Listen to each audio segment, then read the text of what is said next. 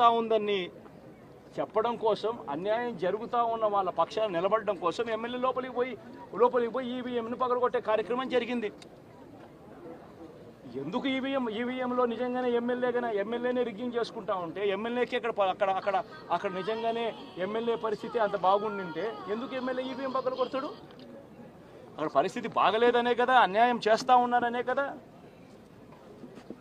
అక్కడికి పోయినప్పుడు అన్యాయం చూశాడు కాబట్టే కదా ఈవీఎం పగలగొట్టాడు.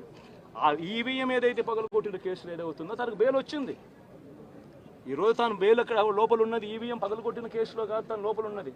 ఈవీఎం పగలగొట్టిన కేసులో అన్యాయం జరిగింది అని చెప్పి, అన్యాయం జరుగుతూ ఉన్న పరిస్థితిలో ఎమ్మెల్యే అక్కడికి పోయి అడ్డుకునే కార్యక్రమంలో జరిగింది అని చెప్పి కోర్టులు కూడా గుర్తించాయి కాబట్టి తనకు బెయిల్ వచ్చింది. కానీ మళ్ళీ ఆ తర్వాత ఏం జరిగింది? ఆ ఇన్సిడెంట్ జరిగిన 10 రోజుల తర్వాత, ఆ ఇన్సిడెంట్ జరిగిన 10 రోజుల తర్వాత, అంటే మే 23వ తారీఖున ఎమ్మెల్యే అక్కడికి వెళ్ళి హత్యాయత్నం చేశాడట. పదే పోలింగ్ బూతులు హత్యాయత్నం చేసినాడంట. ఎవడన్నా బుద్ధునోడు ఎవడన్నా నమ్మదానికి ఉందయ్యా?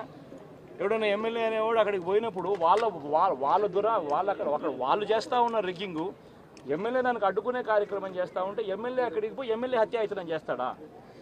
చెప్పడానికైనా హద్దు పొద్దు ఉండాలి కదా. 10 రోజుల తర్వాత ఎమ్మెల్యే హత్యాయత్నం చేశాడని చెప్పి కేసు పెడతారు 10 రోజుల తర్వాత. ఇప్పుడు నిజంగానే అటువంటి ఇన్సిడెంట్ జరిగిందంటే సిట్టు 17వ తారీఖు నుంచి మే 17వ తారీఖు నుంచి 20వ తారీఖు లోపల మధ్యలో ఇచ్చిన రిపోర్ట్లో, ఆ సిట్లో అది చెప్పాలి కదా, ఇట్లా జరిగింది, ఎమ్మెల్యే అనే వ్యక్తి హత్యాయత్నం చేసే కార్యక్రమం చేశాడు అని చెప్పి రావాలి కదా. మరి ఎందుకు సిట్ రిపోర్ట్లో రాలేదు? ఈ రకంగా ఒక మనిషిని కేవలం 4 సార్లు ఎమ్మెల్యే, తాను 2000 కన్సిస్టెంట్గా 4 సార్లు ఎమ్మెల్యే గెలిచాడు. 2009లో గెలిచాడు, 2011లో గెలిచాడు, 2014లో గెలిచాడు, 2019లో గెలిచాడు. ఒక మనిషి కన్సిస్టెంట్గా 4 సార్లు ఎమ్మెల్యేగా గెలుస్తూ వస్తున్నాడు అని అంటే ఆ మనిషి మంచోడు కాబట్టి గెలుస్తూ వచ్చాడు, ఆ మనిషి మంచోడు కాబట్టి ప్రజలు ఆశీర్వదిస్తూ వచ్చారు. అటువంటి వ్యక్తిని తీసుకొని వచ్చి తప్పుడు కేసులలో ఈ మాదిరిగా బిగించడం ఎంత మటుకు ధర్మం? ఈరోజు ఒక్క రామకృష్ణారెడ్డి ఒక్క పరిస్థితే కాదు, రాష్ట్ర వ్యాప్తంగా ప్రతి గ్రామంలోనూ కూడా ఇదే కార్యక్రమాలు జరుగుతూ ఉన్నాయి. ప్రతి ఒక్కరూ కూడా వాళ్ళ స్థాయిలో రెడ్ బుక్స్ అని చెప్పి రెడ్ బుక్లు పెట్టుకొని ఉన్నారు. చంద్రబాబు నాయుడు స్థాయిలో చంద్రబాబు నాయుడు ఒక రెడ్ బుక్, లోకేష్ స్థాయిలో లోకేష్ ఒక రెడ్ బుక్, ఎమ్మెల్యే స్థాయిలో ఎమ్మెల్యే ఒక రెడ్ బుక్, మండల స్థాయిలో మండల నాయకుడు ఒక రెడ్ బుక్, గ్రామ స్థాయిలో గ్రామంలో ఇంకో రెడ్ బుక్, గ్రామ స్థాయిలో ఇంకో నాయకుడు గ్రామ స్థాయిలో ఇంకో రెడ్ బుక్లలో పెట్టుకొని ఏం చేస్తూ ఉన్నారు?